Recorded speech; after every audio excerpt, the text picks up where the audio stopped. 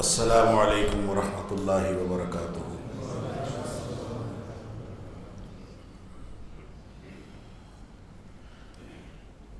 الحمد للہ وکفا وسلام علی عبادہ الذین اصطفیٰ۔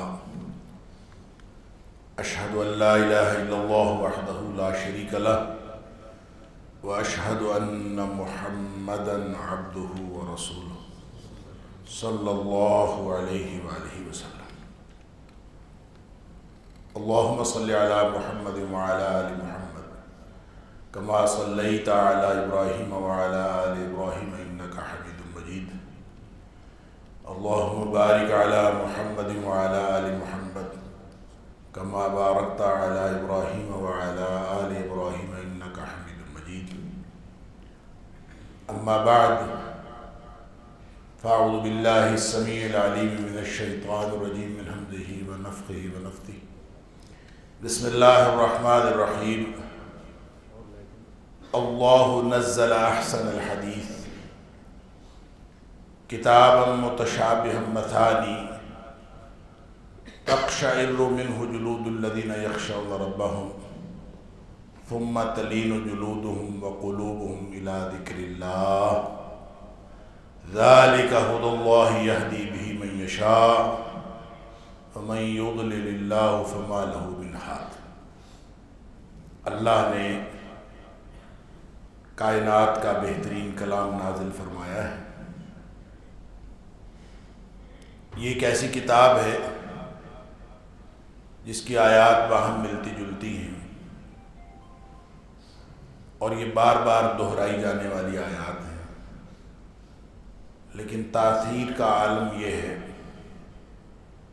کہ اس سے ان لوگوں کے رونگٹے کھڑے ہو جاتے ہیں جن کے دلوں میں اپنے مالک کی، اپنے رب کی خشیت ہوتی ہے۔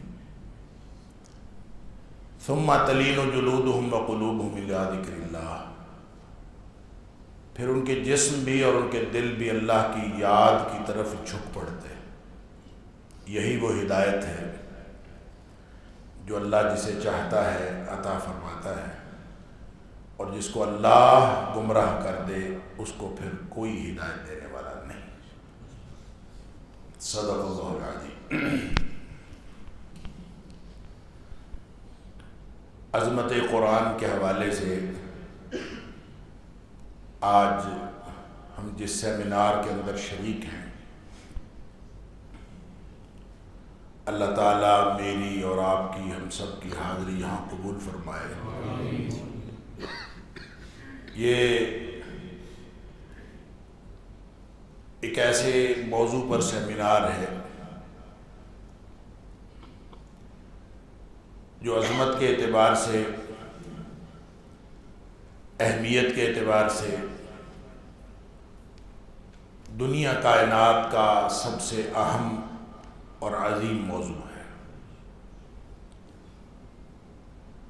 نبی اکرم صلی اللہ علیہ وسلم نے ایک بات ارشاد فرمائی کہ خیرکم من تعلم القرآن وعلمہ، کہ آپ میں سے سب سے زیادہ بہترین آدمی وہ ہے جو قرآن سیکھے اور دوسروں کو سکھلائے۔ اس میں جو قرآن سکھلانا ہے، جو ہمارے محترم شیخ علوی صاحب ایک عرصے سے قرآن سکھلانے کا کام کر رہے ہیں، اور اسی کی تقریب تکمیل کے موقع پر یہ عظمت قرآن سیمینار ہو رہا ہے۔ اللہ تعالیٰ ان کی طرف سے اور سارے سیکھنے والوں کی طرف سے قبول فرمائے۔ اس میں اللہ کریم نے جو عظمت رکھی ہے، جس کا اظہار نبی کریم صلی اللہ علیہ وسلم فرما رہے ہیں،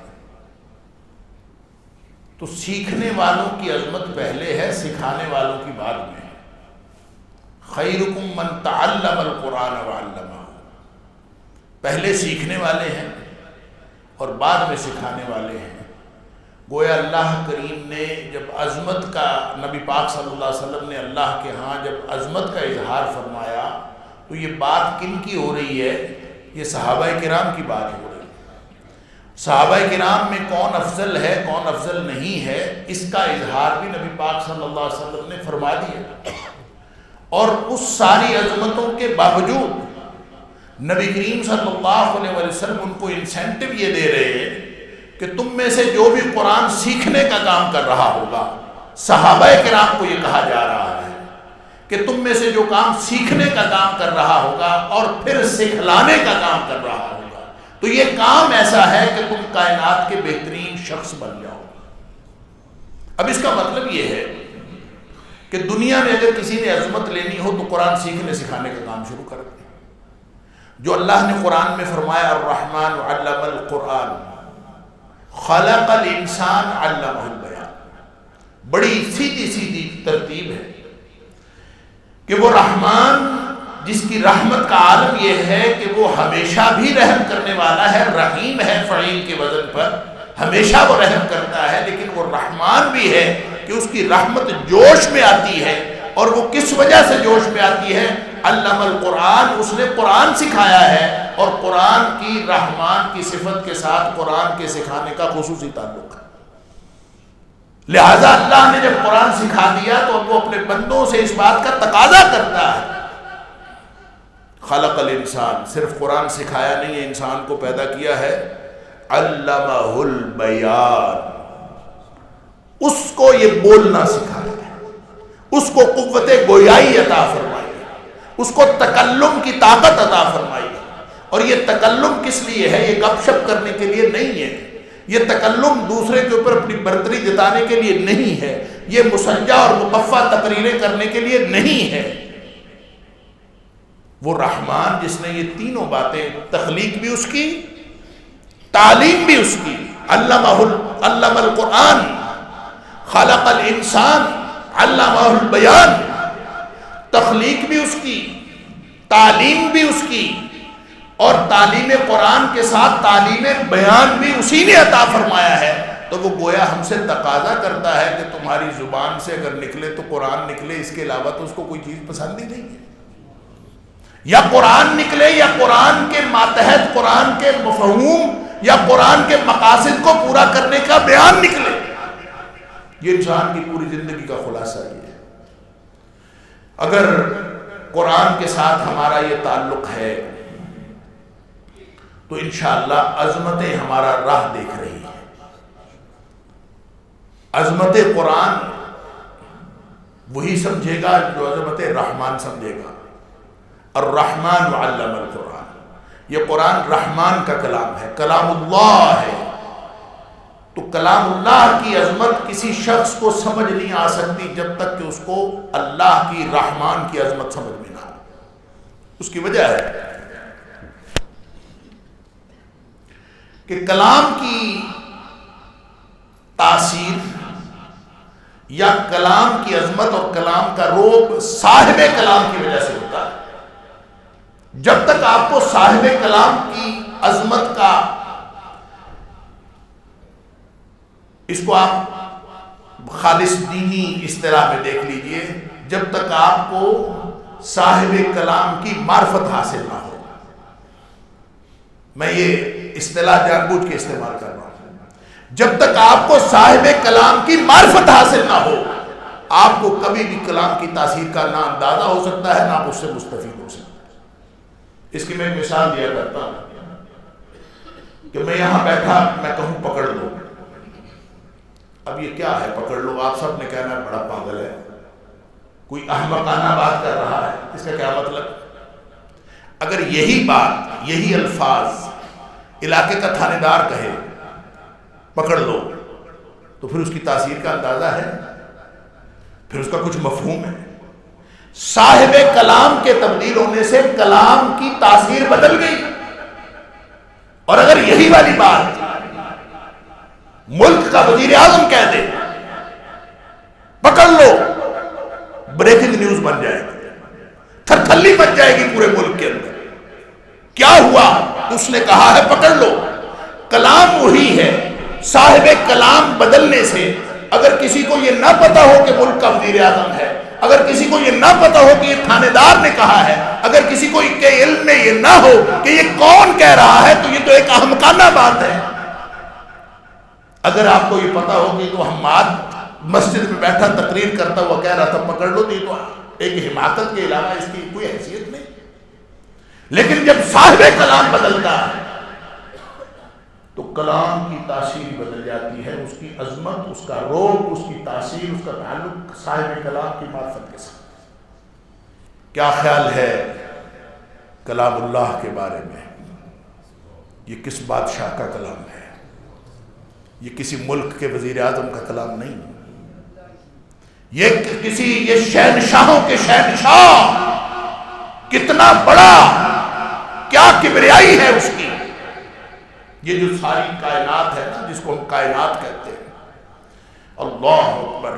آپ یہاں بیٹھے اندازہ کریں کہ یہاں بیٹھ کے اس مسجد کے اندر میں اور آپ، ہماری کیا حیثیت ہے؟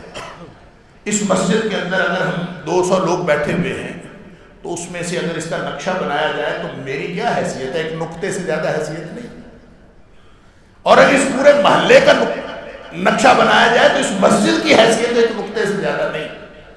آگے بڑھتے جائیے، پورے سیالکوٹ کا نقشہ بنے تو اس میں اس محلے کی حیثیت ایک نقطے سے زیادہ نہیں. اور آگے بڑھ جائیے، پورے پاکستان کے نقشے میں سیالکوٹ خود ایک نقطہ ہے. پھر پوری دنیا کے نقشے میں پاکستان ایک نقطہ رہ جاتا ہے. اس کی کیا حیثیت ہے وہاں؟ اب سوچتے جائیے، میں کہاں، میری حیثیت کیا؟ اللہ اکبر. اور پھر اس زمین کی حیثیت کوئی نہیں رہتی جب اس کا تعلق نظام شمسی کے ساتھ ہم دیکھتے ہیں تو یہ زمین خود ایک نقطے سے زیادہ حیثیت نہیں رہتی. سارے ممالک، سارے بڑے بڑے بادشاہ سب ختم، زمین خود ایک نقطہ رہ گئی. پھر اس نظام شمسی کو جب ہم گلیکسی کے اندر دیگر نظام ہائے شمسی میں دیکھتے ہیں تو اس پورے نظام شمسی کی کوئی حیثیت نہیں رہتی. اتنا سا نظام شمسی، اللہ اکبر. پھر جب کلسٹر گلیکسیز کا بنتا ہے تو اس میں ہم دیکھتے ہیں کہ اس گلیکسی کی کوئی حیثیت نہیں رہتی. یوں آپ آگے بڑھتے جائیں، یہ سائنسدانوں نے ساری کاوش کر لی ہے، سائنسدانوں نے ساری محنت کر لی ہے کہ ہم کائنات کے کنارے تک پہنچ جائیں. انہوں نے کوشش کر دیکھی کہ ہم یہ کائنات کا کنارہ لوگوں کو بتائیں کہ کائنات یہاں سے لے کر وہاں تک ہے. نہیں کر سکے. اس کی وجہ کیا ہے؟ اس کی وجہ یہ ہے کہ اللہ تعالیٰ فرماتا ہے وَإِنَّا لَمُوسِعُونَ، ہم نے اس کو بنایا ہے اور ہم اس کی وسعت کرتے جا رہے ہیں. یہ کائنات ہر دم وسعت پذیر ہے، یہ بڑھتی جا رہی ہے. آپ جتنا پتہ کریں گے، آپ سائنسدانوں نے بھی جتنی کوشش کی، جتنی محنت کی، جتنے بڑے بڑے راکٹ بنائے، کوشش کی کائنات کا کنارہ دیکھیں وہ وہاں پہنچتے ہیں، کائنات اس سے آگے بڑھے گی. اور اقبال نے بھی کہا تھا کہ یہ کائنات ابھی ناتمام ہے شاید، کہ آ رہی ہے دمادم صدائے کن فیکن. یہ کائنات ابھی بنی نہیں ہے شاید، روز نئی چیزیں بن رہی ہیں. یہ جو پھلتی پھولتی ہوئی کائنات ہے جس کی لمبائی چوڑائی کا ہم اندازہ ہی نہیں کر سکتے اور سائنسدان اپنی پوری محنت کے باوجود اندازہ نہیں کر سکتے، اس کائنات کو بنانے والا جو ہے نا مالک اس کا، سبحان اللہ، اس کی کبریائی کا کیا اندازہ ہے، کسی کو کچھ اندازہ نہیں ہو سکتا. بس ہمیں ایک تصور دینے کے لیے نبی کریم صلی اللہ علیہ وسلم نے فرمایا کہ اس ذات کی جو کبریائی ہے وہ تو آپ کو کچھ نہیں پتا، اور اللہ کی ذات کی معرفت ہم کیسے اس کی کبریائی کی معرفت حاصل کریں. اس کائنات کا اللہ کے عرش کی بڑائی کے مقابلے میں ایک چھوٹا سا تصور دیا کہ جیسے لق و دق صحرا ہو جس کی لمبائی چوڑائی کا کوئی اندازہ نہ ہو، کتنا لمبا صحرا، کتنا چوڑا صحرا، اس صحرا کے اندر ایک انگوٹھی پڑی ہوئی ہو، ایک چھلا پڑا ہوا ہو، ایک حلقہ پڑا ہوا ہو، تو جو حیثیت اس حلقے کو اس صحرا کے ساتھ ہے وہی حیثیت اس ساری کائنات کو اللہ کے عرش کے ساتھ ہے. اللہ کی ذات کتنی بڑی ہے. جب اس کا کلام ہے کلام اللہ، یہ قرآن مجید اس کا کلام ہے، جب تک یہ تصور اور صاحب کلام کی یہ معرفت کسی کے دل میں نہیں آتی، اس کے سامنے بس ایک عربی کی کتاب ہے، اس کو کچھ بھی نہیں ہے، اس کے علاوہ اس کا کوئی مطلب ہی نہیں۔ عربی کی کتابیں بے شمار، کیونکہ ہم جب سنتے ہیں قرآن کو یا پڑھتے ہیں قرآن کو تو طوطے کی طرح پڑھ جاتے ہیں، چڑیا کی طرح سن جاتے ہیں۔ جیسے چڑیا کو آواز آ رہی ہوتی ہے نا، ہمیں بھی صرف آواز ہی آ رہی ہوتی ہے، سمجھ تو ہمیں آ نہیں رہی ہوتی کہ اللہ تعالیٰ کیا کہہ رہا ہے۔ اللہ نے یہ کلام کیوں بھیجا ہے ہمیں نہیں سمجھ آ رہی ہوتی، ہمیں کیا پتا اس کی عظمت کا، ہمیں قرآن کی عظمت کا کیا پتا چلے جب ہمیں سمجھ ہی نہیں آتی کہ قرآن کہہ کیا رہا ہے۔ جیسے چڑیا نے سن لیا، جیسے کبے نے سن لیا، جیسے دیوار نے سن لیا، ایسے ہم نے سن لیا، فرق کیا ہے؟ اگر ہم قرآن سنیں اور اس کی سمجھ آئے، اللہ اکبر، پھر پتہ چلتا ہے کہ یہ قرآن کتنی عظیم کتاب ہے۔ قرآن کی عظمت، جیسے میں نے عرض کیا کہ پڑھنا پڑھانا تو بہت عظیم مرتبے کا کام ہے، سیکھنا سکھانا تو بہت عظمت والا کام ہے۔ قرآن سے تو کوئی جیسے بھی جڑ جائے، چاہے اس کے خادم کی حیثیت سے جڑ جائے، چاہے اس کے اوپر جھاڑ پونچھ کرنے کے لیے اس کی ڈیوٹی لگ جائے، کسی بھی طریقے سے قرآن کے ساتھ جڑ جائے، وہ اس کائنات کا عظیم ترین انسان بن جاتا ہے۔ ہمیں تو یہی معلوم ہے کہ جس ہستی پر یہ قرآن اترا ہے وہ ہستی کائنات کی سب سے بڑی اعلیٰ ترین ہستی بن گئی۔ جس دھرتی پر اترا ہے وہ کائنات کی سب سے اعلیٰ دھرتی بن گئی۔ اللہ اکبر، جس مکان پہ، جس جگہ پہ اترا ہے وہ جگہ کائنات کی سب سے اعلیٰ جگہ بن گئی، اور جس زمان میں اترا ہے، جس وقت میں اترا ہے، اگر وہ رات تھی تو وہ 1000 درجے 1000 مہینے سے بہتر رات بن گئی، اور اگر وہ مہینہ تھا تو وہ سارے مہینوں سے افضل مہینہ بن گیا۔ جو بھی جڑتا گیا، حتیٰ کہ جو لانے والا ہے، نزل بہ الروح الامین، وہ تو بس وہاں سے لیا اس نے، وہ تو ہرکارا تھا، اس کی تو کوئی حیثیت نہیں ہے۔ نزل بہ الروح الامین علی قلبک لتکون من المنذرین، اے حبیب صلی اللہ علیہ وسلم، اس کو روح الامین لے کے آیا ہے، اللہ کا کلام ہے، اللہ نے دیا ہے، اس نے وہاں سے لیا اور نبی پاک صلی اللہ علیہ وسلم کے قلب اطہر پر لا کے چھوڑ دیا۔ اس کا کام تو اتنا ہی تھا، لیکن فرمایا کہ یہ سارے جبرائیل جو ہے سارے فرشتوں کا سردار بن گیا۔ یہ قرآن کی عظمت ہر شخص کو عظیم بنا دیتا، لیکن عظیم بننے کے لیے کوئی جڑے تو صحیح قرآن سے، کوئی اس کے ساتھ جڑے اور اس کو سمجھے کہ قرآن میں اللہ نے کہا کیا ہے۔ اس لیے اللہ تعالیٰ فرماتا ہے اللہ نزل احسن الحدیث، اللہ نے کائنات کا بہترین کلام نازل فرمایا، لیکن یہ جڑا ہوا ہے ان عظمتوں سے جو عظمتیں رب العالمین کی عظمتیں، جو رب العالمین کا، جو جس کو رب العالمین کی پہچان نہیں ہے اس کو کلام رب العالمین کی بھی پہچان نہیں ہے۔ اس کی وجہ یہ ہے کہ یہ قرآن بھی نا ہر شخص کے ساتھ ویسے ہی سلوک کرتا ہے جیسا رب العالمین کرتا ہے۔ رب العالمین نے فرمایا، حدیث قدسی ہے، نبی کریم صلی اللہ علیہ وسلم نے فرمایا کہ اللہ فرماتے ہیں انا عند ظن عبدی بی، میں ہر بندے کے گمان کے مطابق اس کے ساتھ معاملہ کرتا ہوں، جیسا کوئی بندہ میرے ساتھ گمان کرتا ہے میں اس کے ساتھ ویسا معاملہ کرتا ہوں۔ اس کا مطلب یہ ہے کہ جو اللہ کے بارے میں گمان کرے کہ میرا اللہ میری نہیں سنتا، اس کی وہ نہیں سنتا، اس بے قدرے کی وہ نہیں سنتا، جس کو یہ تو یقین ہے کہ منو مٹی کے نیچے پڑا ہوا میری سنتا ہے، وہ سنتا ہے، اور جس کا اعلان ہے اجیب دعوت الداعی اذا دعان، کہ جب بھی مجھ سے کوئی جہاں بھی پکارے میں اس کی پکار کو قبول کرتا ہوں، اس کا جواب دیتا ہوں، جس کا یہ اعلان ہے اس کے بارے میں وہ کہتا ہے نہیں جی وہ کہاں میں کہاں، وہ میری نہیں سنتا۔ تو جو اللہ کے بارے میں یہ گمان رکھے اللہ اس کی نہیں سنتا، واقعی نہیں سنتا، اور اگر وہ یہ یقین رکھے کہ اللہ میری سنتا ہے تو اجیب دعوت الداعی اذا دعان فإنی قریب، میں تو قریب ہوں اور اجیب دعوت الداعی اذا دعان، جب بھی مجھے پکارے، اس کے لیے نہ کوئی وقت کی قید ہے نہ کوئی جگہ کی قید ہے، پکارو تو صحیح، میں پکار کے جواب دیتا ہوں، وہ سنتا۔ تو گمان سے، اپنے گمان سے فرق پڑتا۔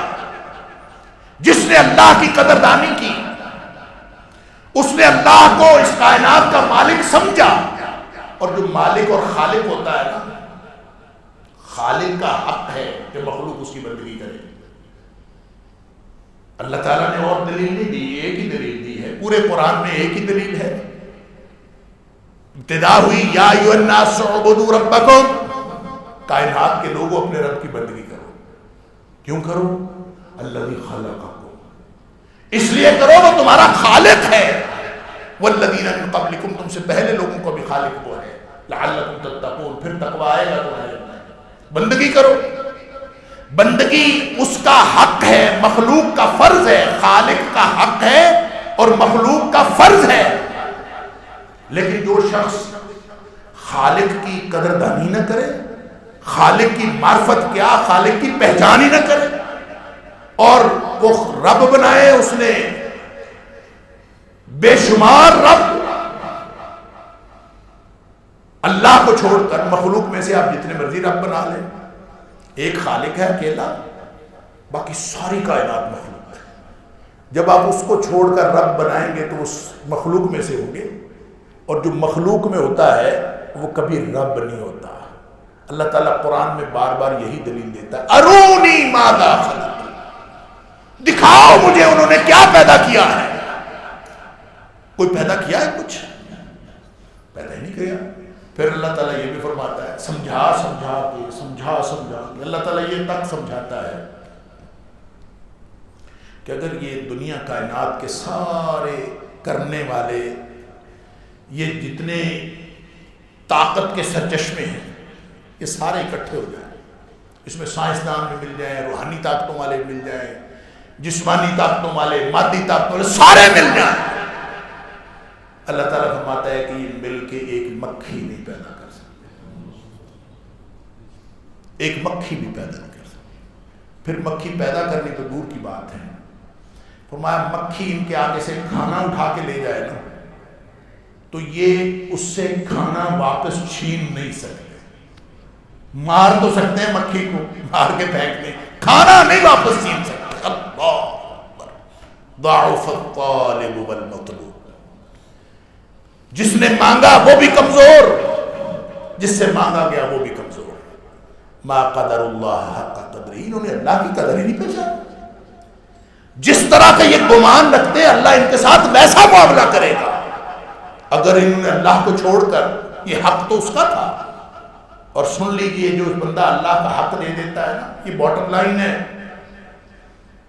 لوگ سمجھتے ہیں کہ یہ تہجدیں نہ پڑھی، یہ روزے نہ رکھے، یہ نمازیں نہ پڑھی تو اللہ کے عذاب سے نہیں بچ سکتے۔ سن لیجئے آسان نسخہ جو اللہ نے دیا ہے، نبی پاک صلی اللہ علیہ وسلم نے دیا ہے، جتنے مرضی گناہ ہوں، اللہ تعالیٰ قرآن میں فرماتا ہے ان اللہ لا یغفر ان یشرک بہ ویغفر ما دون ذلک لمن یشاء، ایک شرک نہ کرو باقی سارے ہی معاف کر دے گا، لیکن یہ تو انشور کرو، پہلے یہ انشور کرو کہ شرک نہیں کر رہے، اللہ کی قدر تو پہچانو۔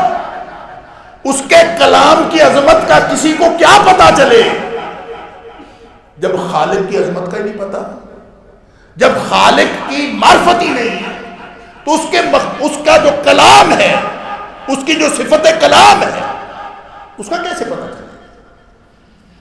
معاذ بن جبل رضی اللہ تعالیٰ عنہ نے نبی کریم صلی اللہ علیہ وسلم کے پیچھے سواری کی، نبی پاک صلی اللہ علیہ وسلم فرماتے ہیں، بخاری شریف کے اندر ہے، آپ نے پوچھا یا معاذ اتدری ما حق اللہ علی العباد وما حق العباد علی اللہ، معاذ تمہیں پتا ہے کہ اللہ کا بندوں پر کیا حق ہے اور بندوں کا اللہ پر کیا حق ہے؟ معاذ رضی اللہ تعالیٰ فرماتے ہیں اللہ و رسولہ اعلم، مجھے تو معلوم نہیں، اللہ جانے یا اللہ کے رسول صلی اللہ علیہ وسلم جانے، مجھے نہیں معلوم۔ پھر نبی پاک صلی اللہ علیہ وسلم نے فرمایا حق اللہ علی العباد، اللہ کا حق ہے بندوں پر، مخلوق پر اللہ کا حق ہے، اور جو ایک کا حق ہے دوسرے کا فرض ہے۔ اللہ کا حق کیا ہے؟ ان یعبدوہ ولا یشرکوا بہ شیئا، اس کی بندگی کریں اور اس کے ساتھ کسی کو شریک نہ ٹھہرائیں۔ اللہ اکبر، یہ اللہ کا حق ہے۔ اب پھر اللہ کا حق ادا ہو گیا تو پھر بندوں کا کیا حق ہے؟ حق العباد علی اللہ، فرمایا وحق العباد علی اللہ اللہ يعذب من لا یشرک بہ شیئا، بندوں کا پھر اللہ پر حق بن جاتا ہے کہ جو اس کے ساتھ کسی کو شریک نہیں ٹھہراتا نا، پھر وہ اس کسی کو عذاب نہ کرے، یہ بندے کا حق ہے اللہ پر۔ تو پہلے یہ اللہ کا یہ حق تو نہیں طے تو کرے کہ اللہ وحدہ لا شریک ہے، وہ ذات میں بھی لا شریک ہے، وہ صفات میں بھی لا شریک ہے، وہ عبادت میں بھی لا شریک ہے۔ پہلے اللہ کو یہ حق تو دیں۔ تو اللہ کا تو عظمت پہچانی نہیں، اللہ کے کلام کی عظمت کیسے پتہ چل سکتی؟ تو جب تک اللہ نزل احسن الحدیث، اللہ نے کائنات کا بہترین کلام نازل کیا ہے، کتاب متشابہ مثانی، یہ ایک ایسی کتاب ہے۔ کیا ہے بہترین کلام؟ ادھر فرمایا بہترین کلام ہے اللہ، اور یہ بہترین کلام ظاہر ہے جب اللہ کے ساتھ کوئی شخص وہ اللہ کی معرفت کے حوالے سے، اللہ تعالیٰ کی بندگی کے حوالے سے وہ سلوک ہی نہیں کرتا جس کا اللہ حقدار ہے، وہ سلوک نہیں کرتا، تو پھر اللہ بھی تو اپنے بندے کے گمان کے مطابق کرتا ہے۔ وہ کہتا ہے ٹھیک ہے، جیسا تیرا گمان ہے ویسا تیرا معاملہ ہے۔ اللہ اکبر، ایک بدو آیا تھا نا نبی کریم صلی اللہ علیہ وسلم کے پاس، اللہ کے رسول حساب کس نے لینا؟ نبی پاک صلی اللہ علیہ وسلم اللہ نے چھلانگے لگاتا ہوا چلا گیا، کہتا اگر اللہ نے حساب لیا تو وہ کبھی مجھے عذاب نہیں کرے گا۔ گمان ہے اللہ کے بارے میں۔ ترمذی شریف کی حدیث ہے، حدیث قدسی، وہاں بھی نبی پاک صلی اللہ علیہ وسلم نے فرمایا کہ اللہ فرماتا ہے لو اتیتنی بقراب الارض خطایا، اللہ، تو اگر میرے پاس اس حالت میں آئے نا کہ یہ زمین تیرے گناہوں سے بھری ہوئی ہو، اللہ اکبر، لو اتیتنی بقراب الارض خطایا، تیرے گناہوں سے زمین بھری ہوئی ہو، لیکن وَأَتَيْتَنِي لَا تُشْرِكْ بِهِ شَيْئًا، لیکن اس حالت میں تو میرے پاس آئے کہ میرے ساتھ کسی کو شریک نہیں ٹھہراتے۔ اللہ اکبر، فرمایا میں تیرے سارے گناہ معاف کر دوں گا اور مجھے کوئی پرواہ نہیں۔ لیکن اللہ کی پہچان، کلام اللہ کی پہچان تو بعد کی بات ہے، پہلے اللہ کی پہچان تو ہو۔ وہ فرماتا ہے،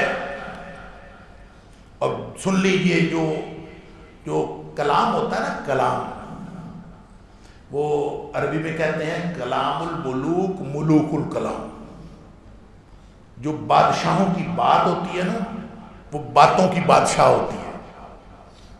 تو یہ کائنات کے سب سے شہنشاہوں کے شہنشاہ کا کلام ہے، تو اس کی حیثیت بھی وہی ہے جو شہنشاہ کی ہے، یہ اس کا کلام ہے، لہٰذا اس کے اندر بھی وہی غیرت ہے، وہی انا ہے، جو اللہ کی ذات کے اندر غیرت اور انا ہے وہی اللہ کے کلام کے اندر غیرت اور انا ہے۔ جس طرح اللہ بے قدرے کو نہیں سنتا اس کی، اسی طرح قرآن بھی کسی کو عظمت نہیں دیتا بے قدرے کو، جس کو پتہ ہی نہیں ہے کلام کس کا ہے، اس کو کبھی کلام کی سمجھ نہیں آتی، اس لیے کہ اس نے کبھی قدر ہی نہیں کی یہ کلام کس کا ہے، دل میں ہی اللہ کی عظمت کا رو بھی کوئی نہیں ہے، صاحب کلام کی عظمت کبھی ذہن میں آئی نہیں، تو کلام اللہ کی عظمت کیسے ذہن میں آئے؟ اللہ فرماتا ہے اللہ نزل احسن الحدیث، اللہ نے کائنات کا بہترین کلام نازل کیا، اور صرف پڑھ لینے سے قرآن ہدایت دے دے، اس طرح نہیں ملتی ہدایت، ایکسیپشنز ہوتی ہیں، استثناء ہوتا ہے، بعض اوقات قسمت اچھی ہو تو ایسے لوگ ہیں قرآن کی غلطیاں نکالنے کے لیے قرآن کو پڑھنا شروع کیا، اللہ نے ہدایت دے دی، وہ تو قسمت کی بات ہے۔ وگرنہ قانون اللہ کا یہ ہے کہ جب تک آپ قرآن حکیم کو اس نیت سے نہیں پڑھیں گے کہ میں نے ہدایت لینی ہے، یہ ہدایت نہیں ملتی۔ اللہ اکبر۔ اور اللہ کے جو کلام کا روب دل میں رکھ کے کہ میں کس کا کلام پڑھنے جا رہا ہوں، وہ جب تک روب دل میں نہ ہوگا اس وقت تک یہ ہدایت نہیں ملتی۔ فرمایا اللہ نزل احسن الحدیث، اللہ نے کائنات کا بہترین کلام نازل کیا ہے، کتاب متشابہ مثانی، یہ بہترین کلام کی دو خصوصیات بتا دی، غور سے سن لیجئے گا۔ ایک خصوصیت یہ ہے کہ یہ باہم ملتی جلتی آیات، اور دوسری خصوصیت یہ ہے کہ بار بار دہرائی جانے والی آیات۔ دنیا میں کسی ادیب کو دیکھ لیں، کسی شاعر کو دیکھ لیں، اگر اس کی کلام کے اندر مشابہت اور تکرار ہو، چیزیں ملتی جلتی ہوں اور تکرار ہو، بار بار وہی آ رہی ہو، تو اس کا کلام اپنی تاثیر کھو دیتا ہے، کلام کے اندر تاثیر باقی نہیں رہتی۔ اسی لیے دنیا کے جو بڑے بڑے قادر الکلام ادبا اور شعراء ہوتے ہیں، وہ کوشش کرتے ہیں کہ نئے نئے الفاظ آئیں، نیا نیا اسلوب ہو، تاکہ کسی کو تکرار اور مشابہت کا احساس نہ ہو۔ ساری دنیا کے ادیب اسی چکر میں لگے رہتے ہیں۔ کیوں؟ کسی کتاب میں مشابہت ہو اور کسی کتاب میں تکرار ہو تو وہ اپنی تاثیر کھو دیتا ہے۔ لیکن یہ خالق کا کلام ہے، یہ مخلوق کا کلام نہیں ہے۔ مخلوق کا کلام جن دو خصوصیات کی وجہ سے اپنی تاثیر کھو دیتا ہے، خالق و مالک نے انہی دو خصوصیات کا ذکر کیا۔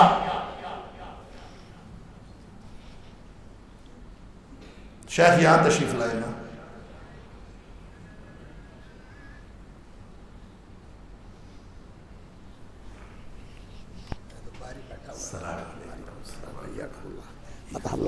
بارک اللہ فیک، نفع اللہ فیک۔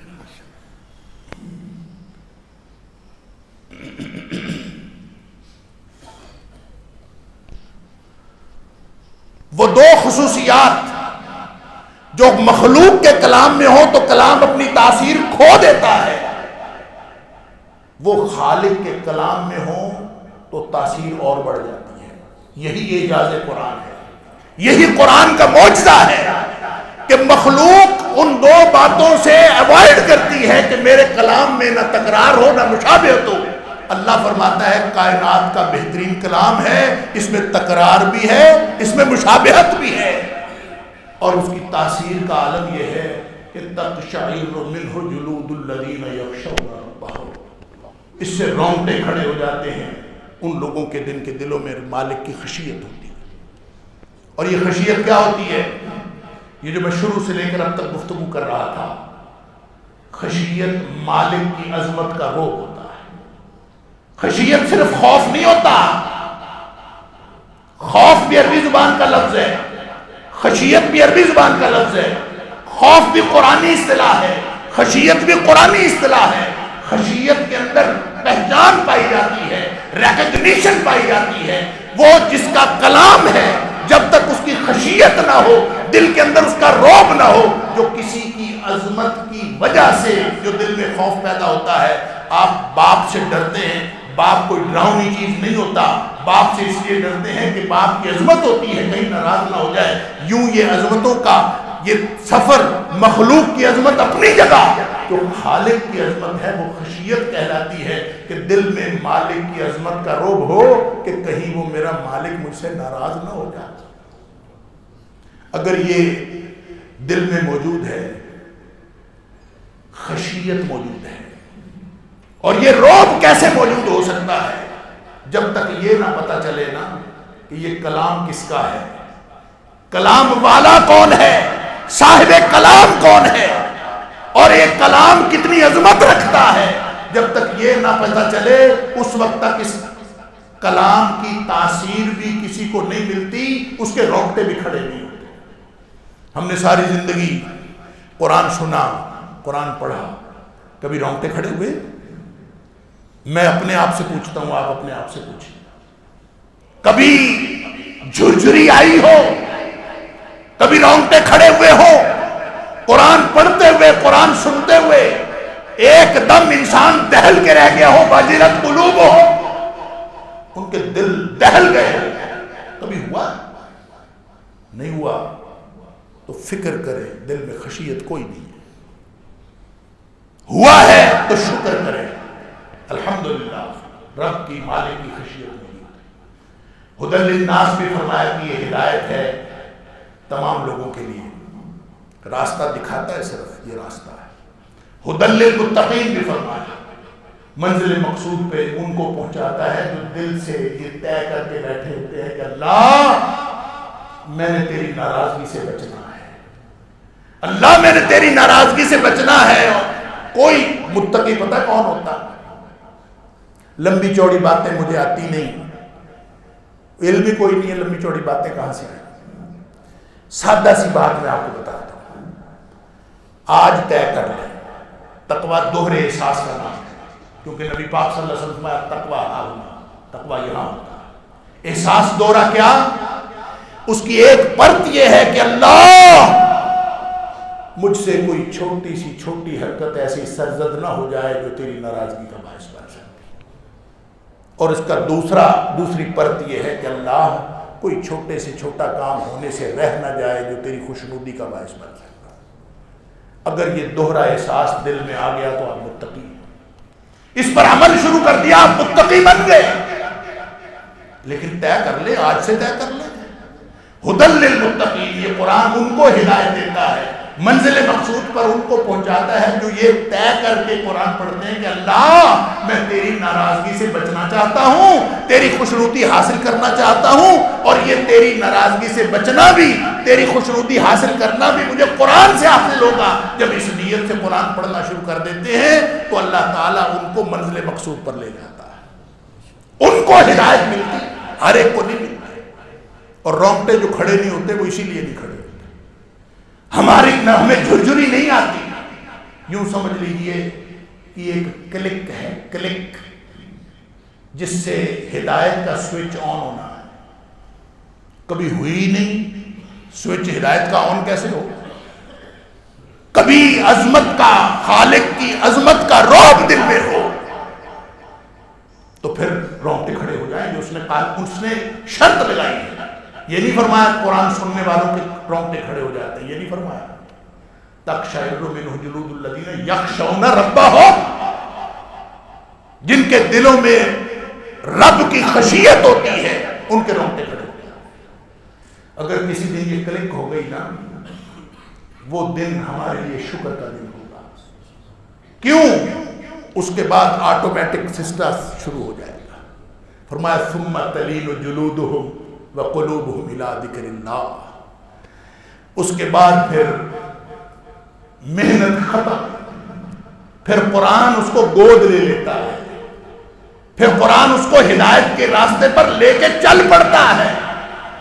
ہوتا کیا ہے؟ ثم تلین جلودہم وقلوبہم الی ذکر اللہ، جس دن یہ ہدایت کا سوئچ آن ہو گیا نا، فرمایا اس دن کے بعد دل دماغ کسی اور کے رہتے ہی نہیں، وہ اللہ کے ہو جاتے ہیں۔ ثم تلین جلودہم وقلوبہم الی ذکر اللہ، دل بھی جسم بھی اللہ کی یاد کی طرف جھک پڑتے ہیں۔ اللہ کرے کہ کبھی ہمارے اندر بھی ہدایت کا سوئچ آن ہو جائے۔ جس دن یہ ہو گیا پھر اس کے بعد انسان کو نیند اڑ جاتی ہے راتوں کی، پھر وہ چین سے سو نہیں سکتا، اس کو قرآن جگاتا ہے، پھر اس قرآن اس کی زندگی کو متحرک کرتا ہے، اس کے دل دماغ کے اندر اللہ کی یاد ہوتی ہے، پھر اس کا جسم اللہ کی یاد میں پھڑکتا ہے۔ فرمایا ذالک ھدی اللہ یہدی بہ من یشاء، یہ ہے وہ اللہ کی ہدایت، اللہ جسے چاہتا ہے عطا فرماتا ہے۔ تو قرآن کی عظمت، یہ کہہ دینا کہ قرآن عظیم ہے، اس کے لیے تقریریں کر لینا، اس کے لیے 4 جملے بول لینا، اس سے قرآن کی عظمت کا نہ سمجھ آتی ہے، نہ انسان اس سے مستفید ہو سکتا۔ مستفید ہونے کے لیے اللہ تعالیٰ کی عظمت اور اللہ کے قرآن کی عظمت، اس سے مستفید ہونے کے لیے ضروری ہے کہ اللہ کی معرفت حاصل کی جائے، اور اللہ کی خشیت حاصل کی. اور خشیت کیا ہے؟ یہ صاحب کلام کا روب ہے. جو میں نے مثال دی تھی نا، یہاں بیٹھے آپ کو یہ نہیں پتہ چلتا کہ کس نے کیا کہا ہے. جب آپ کو پتہ چلے، ابن مسعود رضی اللہ تعالیٰ عنہ فرماتے ہیں جب اللہ فرماتا ہے نا یا ایھا الذین آمنو، اللہ اکبر، وہ فرماتے ہیں سیدھے ہو کے بیٹھ جایا کرو، اٹینٹیو ہو جایا کرو، متوجہ ہو جایا کرو. کائنات کا مالک عرش سے تمہیں پکار رہا ہے، عرش سے ڈائریکٹ تمہیں خطاب فرما رہا ہے. یا ایھا الذین آمنو تمہیں خطاب فرما رہا ہے اور تمہاری توجہ ہی کوئی.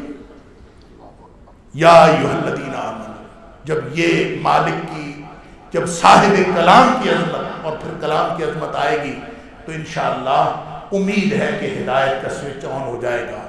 ذالک ھدی اللہ یہدی بہ من یشاء، یہی وہ ہدایت ہے اللہ جسے چاہتا ہے عطا فرماتا ہے. ومن یضلل اللہ فما لہ من ہاد، اور جس کو اللہ گمراہ کر دے اس کو پھر کوئی ہدایت دینے والا نہیں. اللہ سے دعا ہے کہ اللہ تعالیٰ مجھے اور آپ کو، ہم سب کو قرآن سے جڑنے کی توفیق عطا فرمائے. اور ہم جب قرآن سے جڑ جائیں گے انشاءاللہ یہ نیت لے کر کہ اللہ ہم نے تیری ناراضگی سے بچنا ہے اور تیری خوشنودی حاصل کرنی ہے، یہ نیت لے کر جڑ جائیں گے تو انشاءاللہ ہمیں ہدایت بھی مل جائے گی اور قرآن کی عظمت سے استفادہ بھی ہو جائے گا. اللہ تعالی ہم سب کو یہ توفیق عطا فرمائے. وآخر دعوانا الحمدللہ رب العالمین.